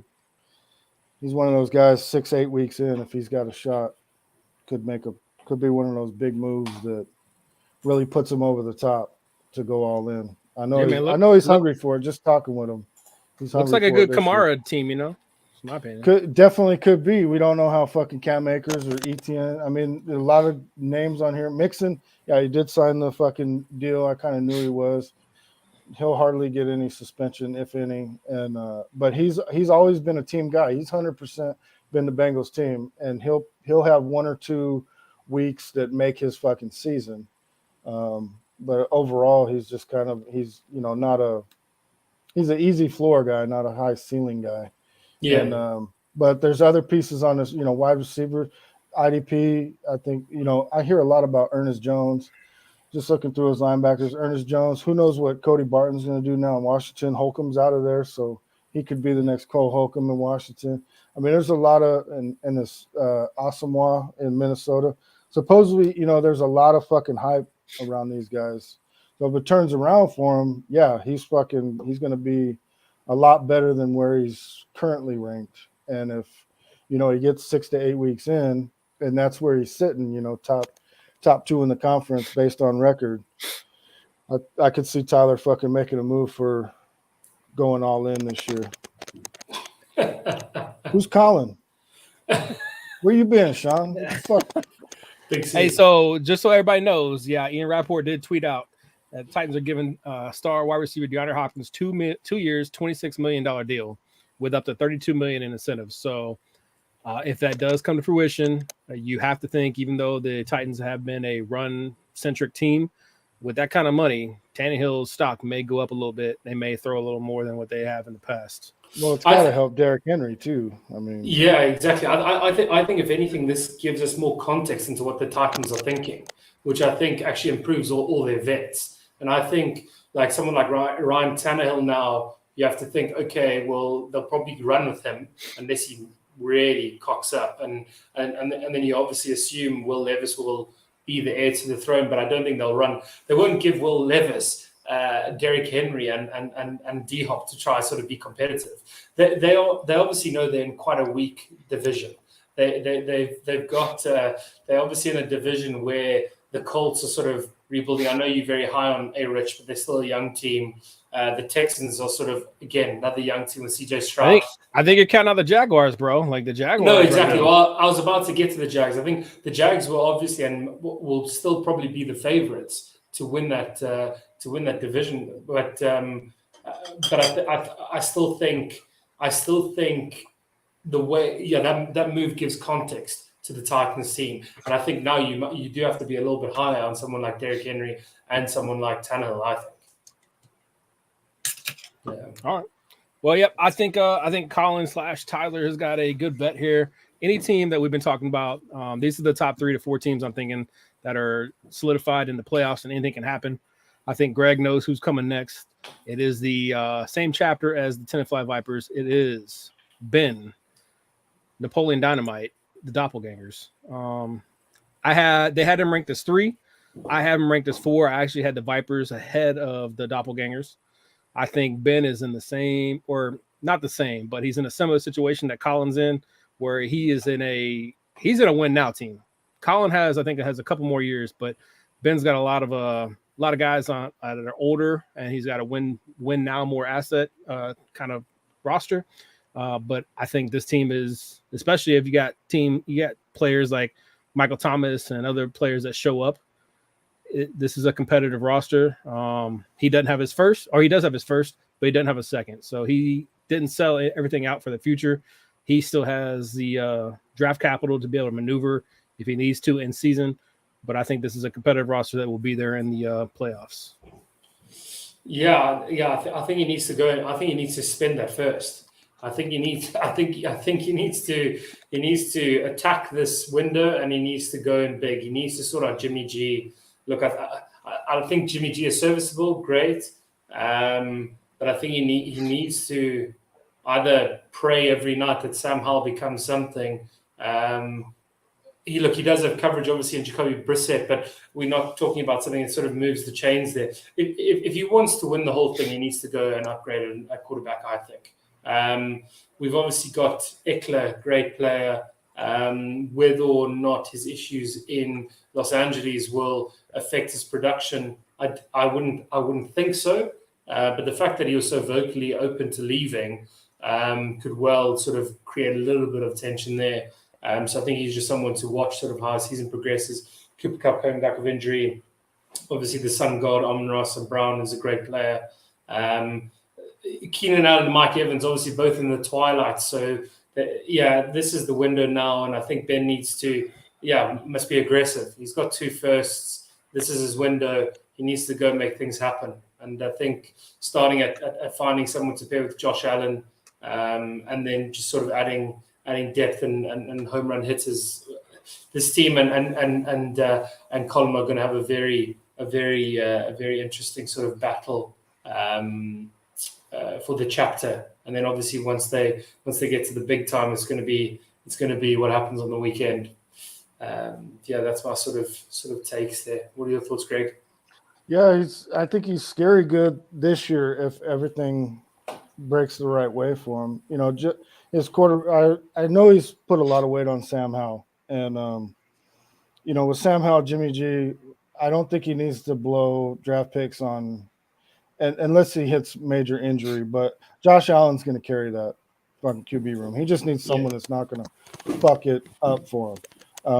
As far as running back, hopefully Austin Eckler is still Austin Eckler, but he's also got Madison, and I think the water boy for the Minnesota Vikings, if they make him a running back there. So, he's got some pieces. He's got this team set up. Austin Eckler, I was going to say wide receiver 2, Cooper Kupp is fucking, an elite wide receiver. And then you got guys like Keenan Allen. He's probably going to be, even if he makes it all season, he's Mike Evans. Who knows what's going to happen with Mike Evans? But Amon-Ra St. Brown, scary good. If Michael Thomas fills out, great. And Darren Waller's never been who knows what's going to happen with him and the Giants, but he's never been a staple of health. So it's always, top 12, top 12 tight end.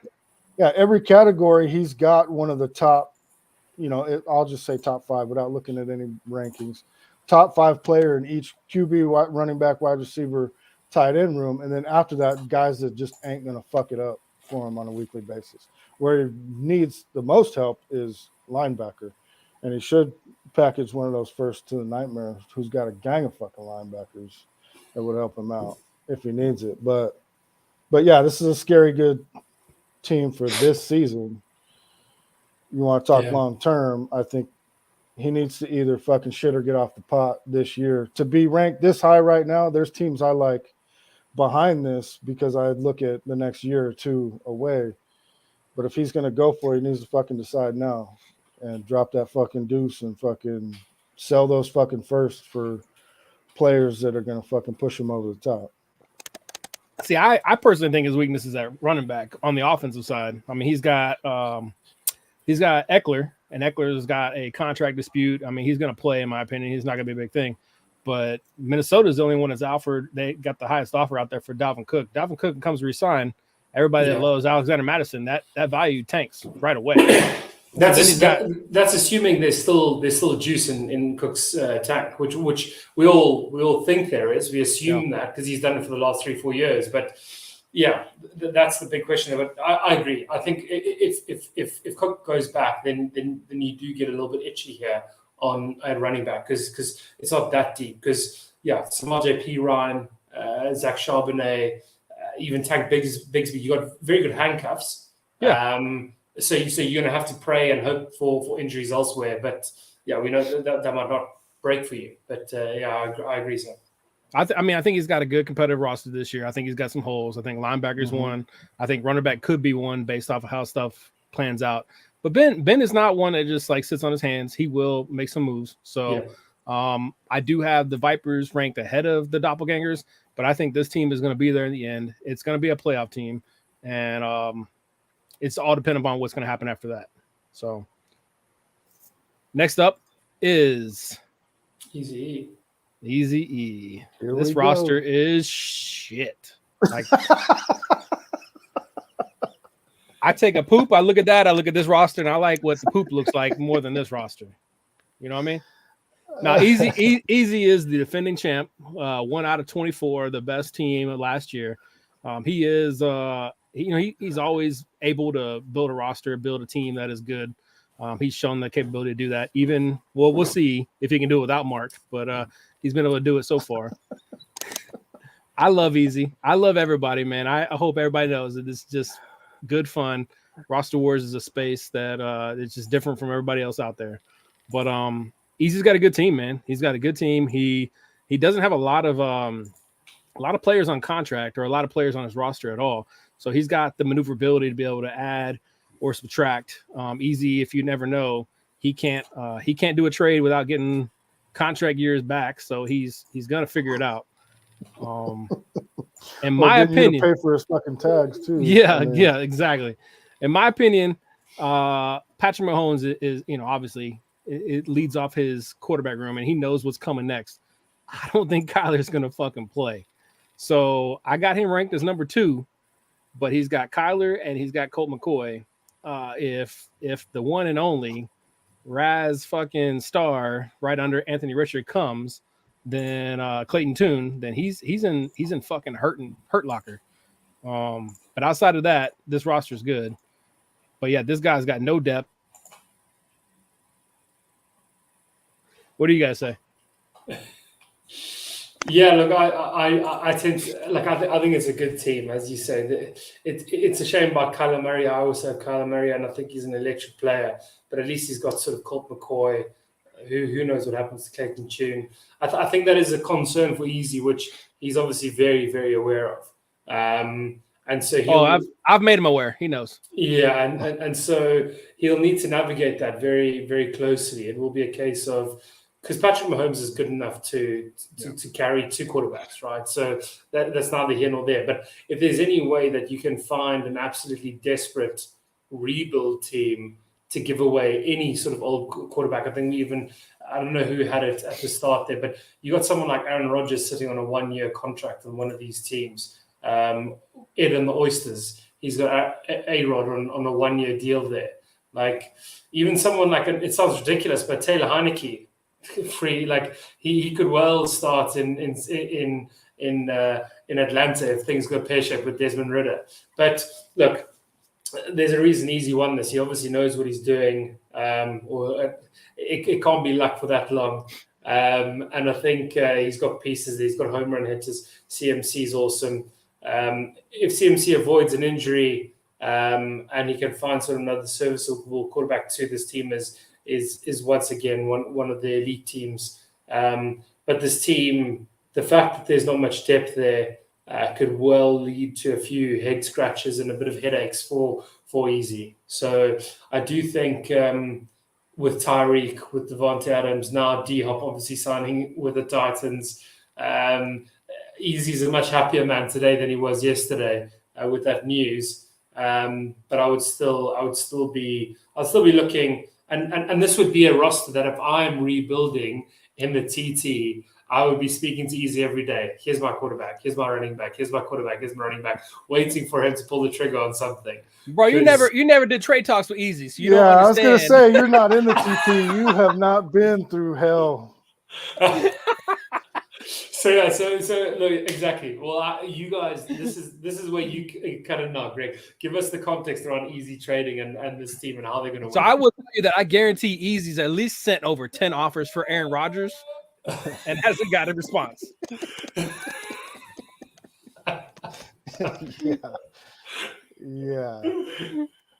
Yeah, but no, I think I've said sort of all I wanted. That IDP side is electric. You only need one DT when you got Christian Wilkins, and the rest is there. But yeah, I like this team. It'll be competitive, but it's not going to come without stress unless he covers that depth. That's my thoughts. Yeah, Easy. This, like I told Sam earlier, my disagreement with this ranks is the Goon Squad until proven otherwise should be number one, and they are in my eyes. Just aside from whatever you want to make out of QB depth or anything on this roster, Easy.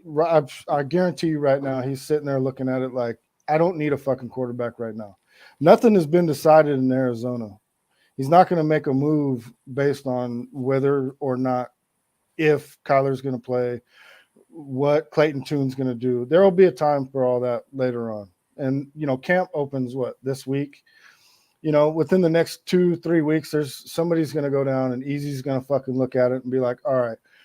He's not going to look back and regret as why the fuck did I trade, a 2025 first to fucking Sam for this dumb shit Clayton Tune that finds himself on the practice squad. He's going to fucking make a move when he has to. He doesn't have to do shit right now. And this team is fucking stacked up enough that it's going to perform like it always does. It's the cream of the crop in the fucking terrible 12.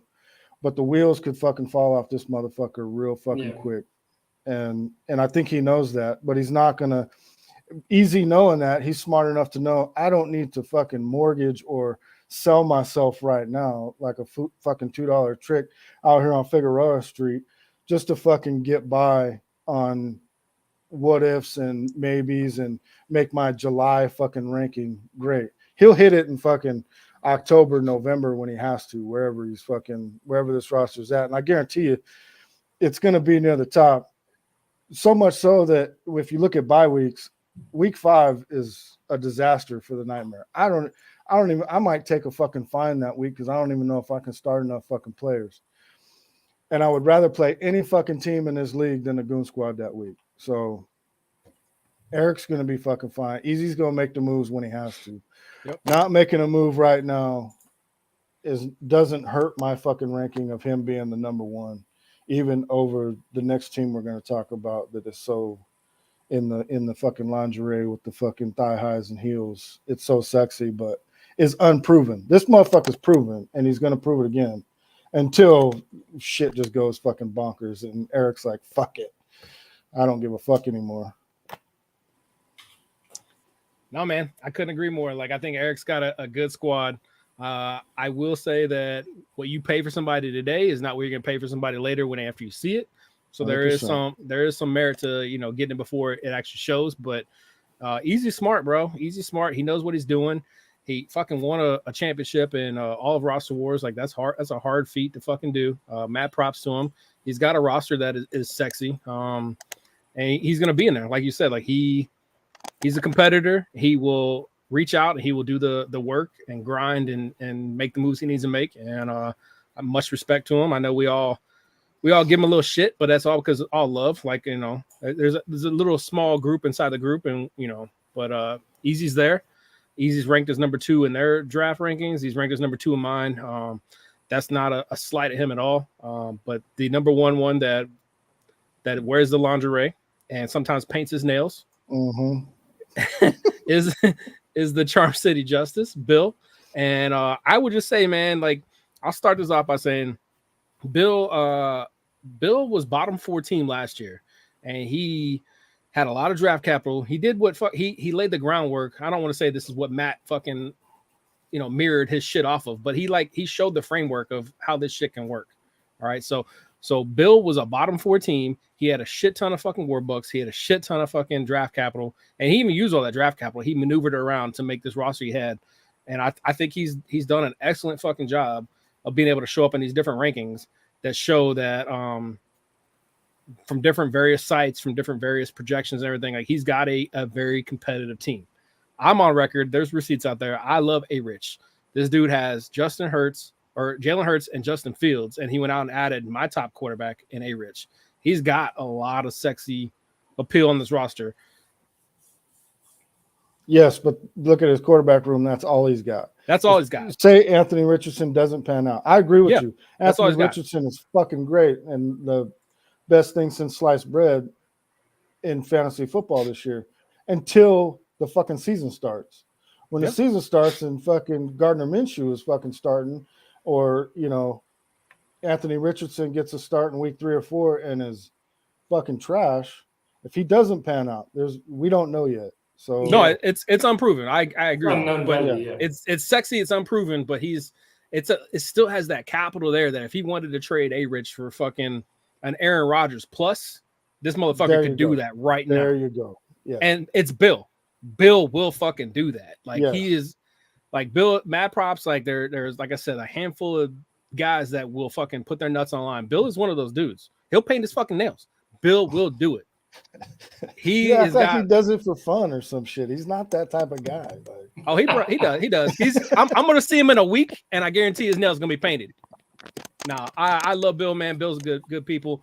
I like what he's done. I like what he's done with his rebuild, and yeah, man. I don't know if he's gonna finish as high as these rankings say because of what I said, but he is.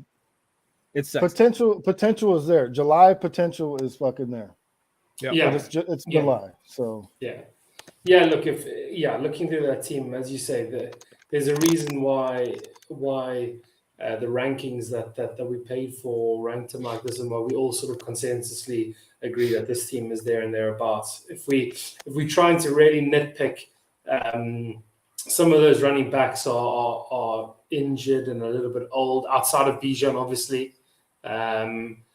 But then, the wide receivers, Diggs, Jerry Jeudy, DJ Moore, as you say, the wide receivers is the one area that I would say is not elite compared to some of the other wide receiving groups that we've seen in this league, because there's some other teams that have got really good wide receiving groups. But look at those linebackers. I don't know.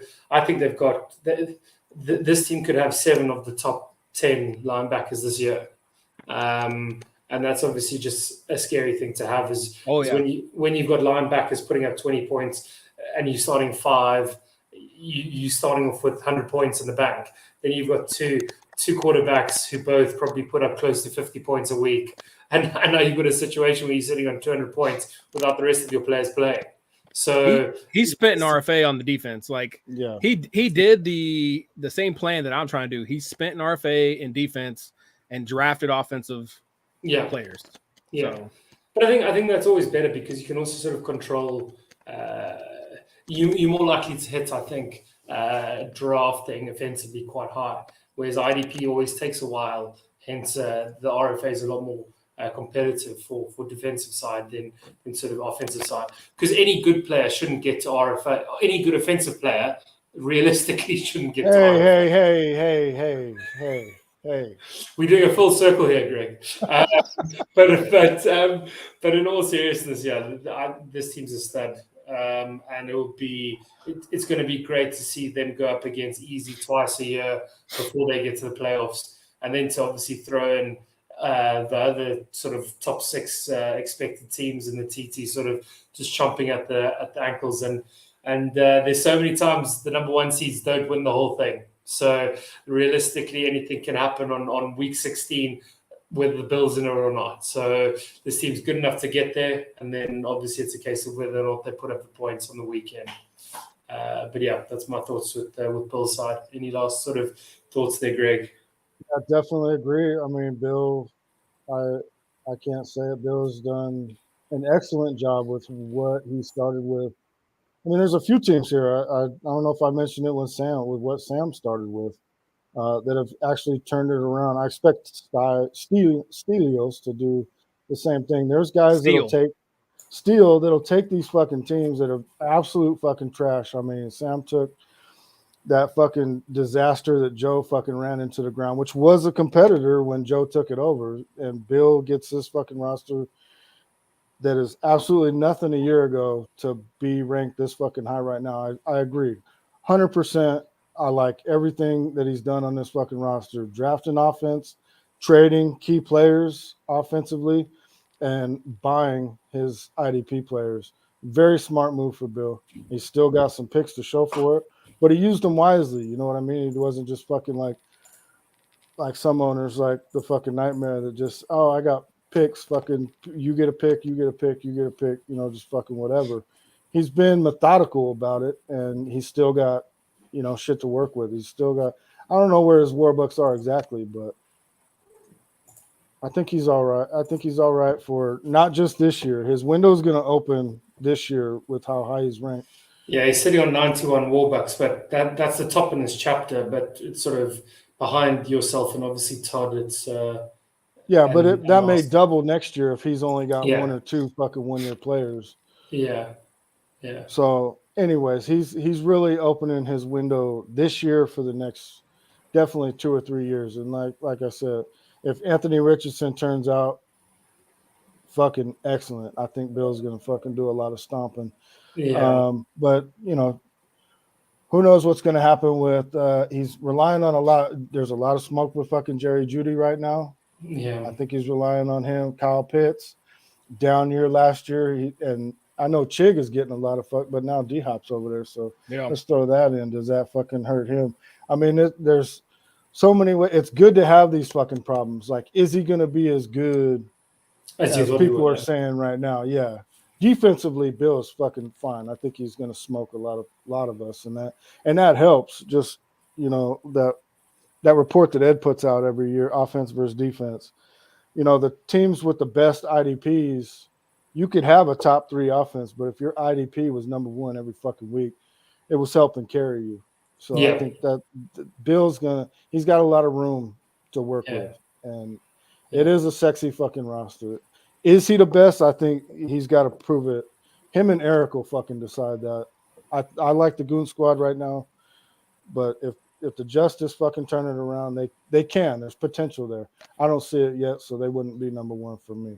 Bro, I think you said it right earlier, man. July projections are not what fucking happens December, January when playoff times happen. So, you know, Kyle Pitts is a fucking glaring example. Like, Kyle Pitts what has he fucking done?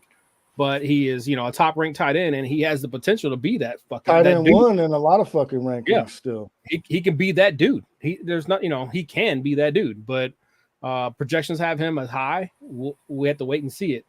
I still think that even though he hasn't done it, he carries with him that fucking value. If Bill wanted to trade with Todd for a Travis Kelce plus or 1-for-1, I don't fucking know, bro. But like, Bill, this squad's dangerous. It's got the value on it to be able to do some things. And I know from working with Bill and doing deals with him, he ain't afraid to make some stuff happen. So exactly, Bill, 100%, probably the only owner that I've ever sent an offer to that has always 100% sent me a counter, even if he didn't want to. He'll send a counter with an email that's like totally, you know, this is what it's going to cost. You know what I mean? And I'll just be like, no, I'm not even fucking getting close to that. But he'll at least say, hey, if you're fucking I don't want to give up this guy. if you want to fucking do it, I want your fucking underwear too. Yeah. But give me your first and yeah, and 60% of the owners in the Terrible 12 do that. They'll at least send a counter. Some of them just say I'm not interested at all, which is completely fine. But Bill will never shut a fucking door, and I think that's why he's gotten to where he's gotten so quickly. Yeah, it's gonna be an interesting race for the playoffs. I think they're, like I said, be there to stay. This is what the Rate My League guys had him ranked as. They had him Bill, Easy, Colin, or Tyler, Ben, Hanyang, Greg the Nightmare, Todd, me, Haji, Matt, and Ed, and then Sty. And then you can see my rankings. They're pretty similar. There's some areas where it differs a little bit, but it's gonna be fun. I appreciate you boys. I appreciate everybody that tuned in, man. Like, I really appreciate it. This is a new thing we're doing. So everybody that tuned in, appreciate you guys for showing up. And yeah, man. That's 100%. I appreciate you, Sam, for the invite. I didn't expect this at all. But it's a pleasure being here. Nate, I want to say fucking awesome to finally get to properly talk to you, see you, fucking hopefully in person one day. I don't know if you noticed, but my wife is Liam Gallagher and Oasis' #1 fucking fan, and the bucket list is to get to fucking London. So I went to Glastonbury in 2019, and I watched Liam Gallagher smash it on the pyramid stage. Unreal. But yeah, we will definitely have to organize something. We'll have to either my wife and I will tour the US at some stage, or you must get yourself over here to hear the Gallagher boys, man. It'll be great. 100%. Love you too, Easy. Everybody showed up. Shaq, Sean, love Matt. Sorry, couldn't be a little bit nicer, but do better. Do better, and you'll hear better things. Sorry to your wife that you're such a shitty fucking owner. And Brad, good to see you fucking chime in. I forgot to say fucking hi to Brad. Brad's my fucking one of my favorites. So if you're still here, Brad, love you. All you guys, fucking thanks for having me. Yeah, man, appreciate it. Appreciate you boys. I enjoy being able to do this with you guys. It's a lot of fun. Thank you guys for. I'll see you guys next week. Cheers, boys. Later.